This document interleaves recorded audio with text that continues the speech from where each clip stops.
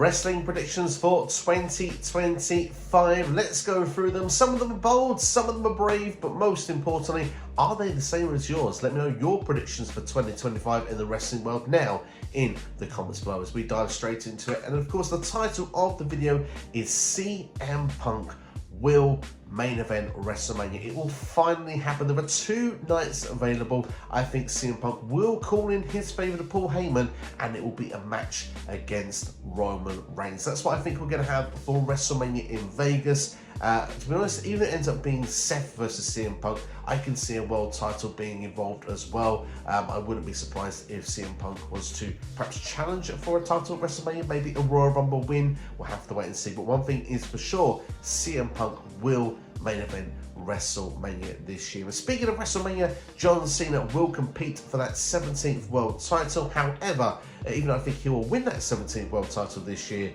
I do not think he will be winning it at WrestleMania. We need a journey, we need a story. I need John Cena to doubt himself on that farewell tour. I want to see him fail in the Royal Rumble, win the Chamber, go to WrestleMania, fail there, and have to go through different hurdles. Maybe Cena has to go through Money in the Bank. It could be a year-long story to win that 17th world title. I think it'll be fascinating. I think it'll be fun. And maybe somewhere like SummerSlam, still a very big show in its own right, could be the placement where Cena could win that 17th world title. WrestleMania to me just seems a bit too obvious. I personally prefer to see Cena fail on that moment. Elsewhere at WrestleMania, I can see Logan Paul potentially being in a segment with Mike Tyson. Yes, expect celebrity involvement now.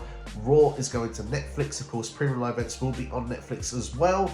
Outside of the United States, I think that we're going to get some big celebrity involvement. And after Netflix hosted the Jake Paul-Mike Tyson boxing match, there were some verbal exchanges with Logan Paul and Mike Tyson afterwards. So I wouldn't be surprised to see WWE capitalize on this, perhaps have Mike Tyson as an enforcer during WrestleMania, kind of similar to WrestleMania 14, and knock Logan Paul out after his match with whoever he faces at WrestleMania 41. I think it could be a fun little moment, and I think it'd certainly get the wrestling world talking, and perhaps the Netflix world talking as well. Prediction number 4 goes to the Royal Rumble, and TNA has had some involvement with NXT. I think it's going to have it with the main roster this year. I expect Joe Hendry will be in the Royal Rumble. He will continue making headlines and potentially could be doing it as TNA World Champion at that point. I think he'll beat Nick Nemeth, of course, at Genesis, which takes place in January on the TNA calendar.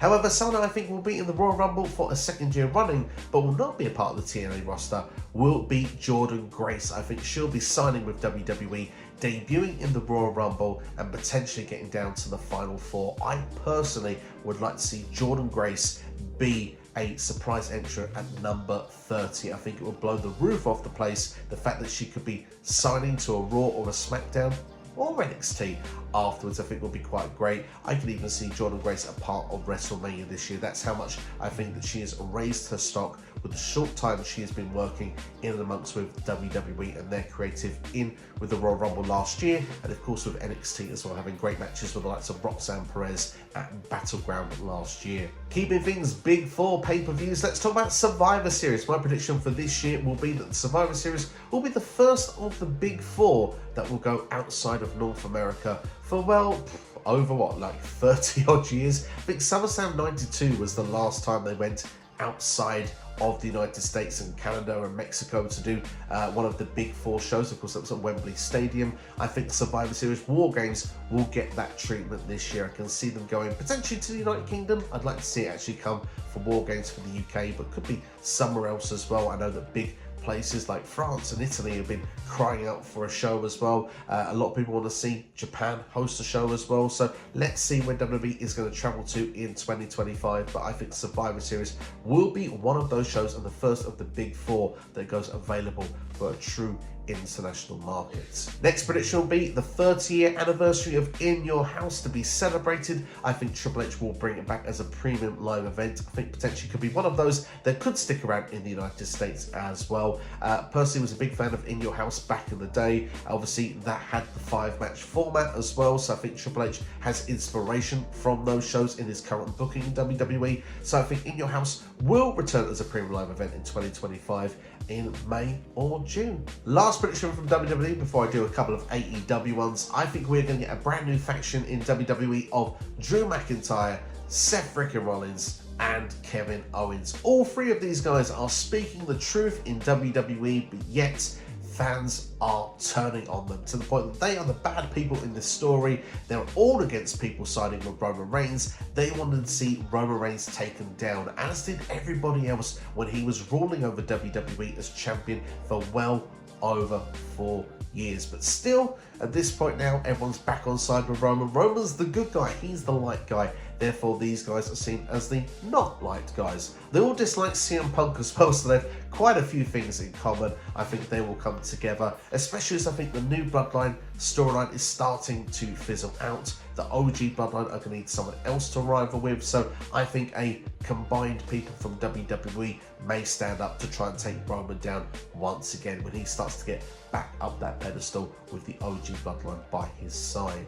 And moving on to a couple of AEW predictions. Yes, probably not too surprising this first one. Will Ospreay to become AEW World Champion? I believe Forbidden Door is going to be the UK show this year. Would not be surprised if it was to happen there, although personally I would prefer it in a Wembley Stadium show, whether that will be next year or whenever AEW decides to return there. But I do think Will Ospreay will be AEW World Champion this year. And also, I think that AEW will be signing a lot of talent this year. Hell, I think AEW and WWE will be probably switching a lot of wrestlers over the year as well, probably more than we've seen previously over other years. But one thing's for sure, with some free agents about to hit the market, I think AEW will bolster the ranks with the likes of Josh Alexander, David Finlay, and Gabriel Kidd. And I think this can actually make Bullet Club quite strong as well, with the latter two being David Finlay and Gabe Kidd as well.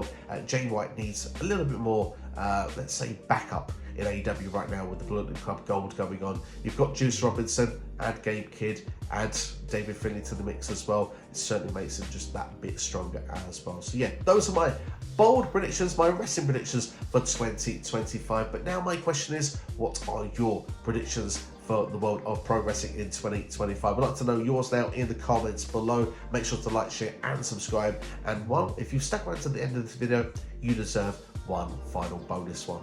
I am hoping Big E is actually going to be cleared. I really hope so after the New Day promo when they turned heel on Big E, of course, in, I think it was like November, start of December. Big E's reaction was amazing, and Xavier said, "You're never going to be cleared." Sometimes when you get sentences like that, that can mean he's going to be cleared. And if that means Big E is going to return to the ring, first off, amazing, would love to see it, but his health and happiness is most important. But maybe, just maybe, we might get the New Day triple threat match, because I think Xavier and Kofi, they're putting paper over the cracks right now. They will turn on each other again at some point down the line. So for me, a New Day triple threat match for WrestleMania, for example, would be freaking awesome. So for those that stuck around, there's your bonus content. Thank you for sticking around. Like, share, and subscribe. If you want to see more from this channel right now, then click this video on the bottom of your screen right now. Take care, thanks for watching, Happy New Year, and I look forward to bringing you much more content in the year 2025. All the best, see you for the next one.